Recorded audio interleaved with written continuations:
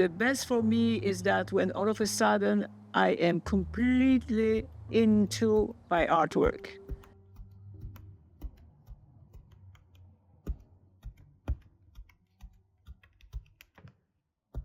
I was oblivious of time, even sometimes, oh my God, it's already 9 o'clock, what happened?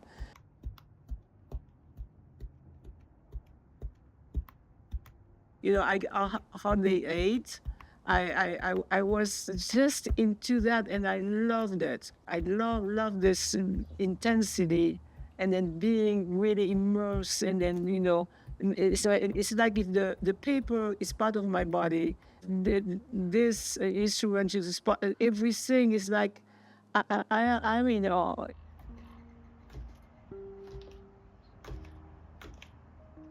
I love the idea of working with almost nothing.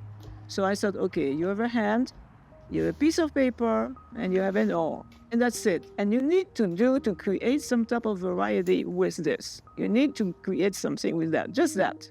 The economy des moyens, almost nothing.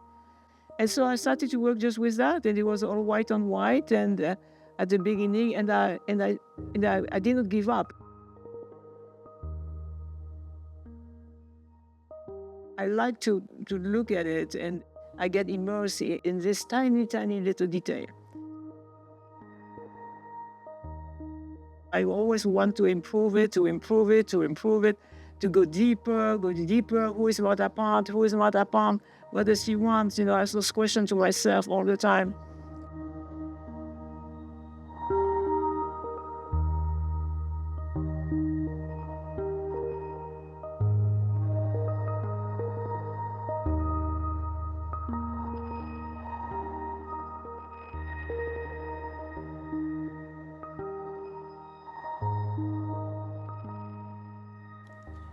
I didn't know I was an artist. I had no idea.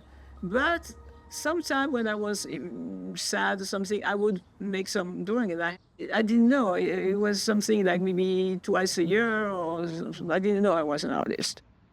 I'm self-taught. I never went to art school, never. I was studying philosophy, and I loved it, absolutely loved it. And I would have been a student forever. And then one day I found out that there was a full-time position in Lancaster at the college. It turned out to be a blessing. Turned out to be absolutely, it's amazing, because I arrived here, I was depressed and I was terrible. I could not breathe, I hated it. All those churches, the gas station, the fast food and all that. Oh, it's just, we didn't have the museum. And then the museum changed my life.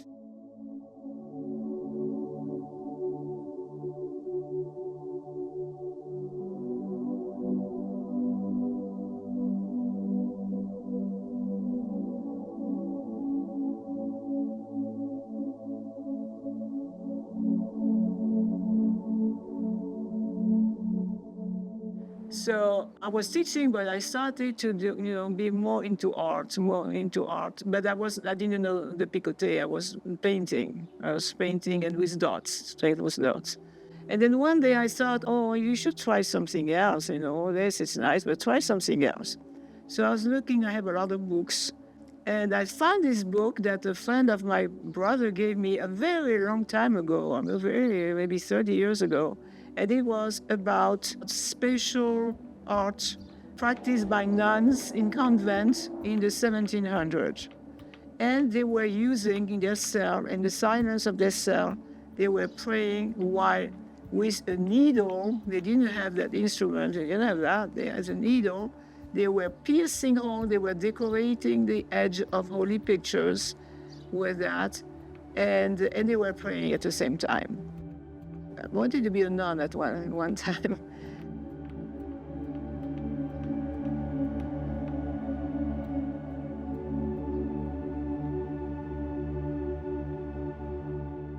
When I saw that, I was looking at that, and also the title, they say Rares picotés du XVIIe siècle.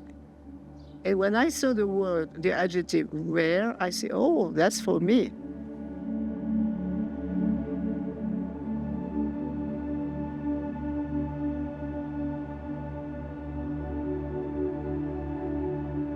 I was very inspired by a poem by the French poet from the 19th century, Baudelaire, and the title was Elevation. And he talked about the importance of beauty when we are living in a place with a lot of turmoil, and then the aesthetic would help us to go beyond, to transcend all the limitation of the world. So I decided to use some flowers, and I chose particular type of flowers mostly with a long stem, because I felt like those flowers were not real flowers. They are symbolic, and also they are pointing to a particular spiritual experience that I have with nature, mostly with the trees and the leaves and the flowers.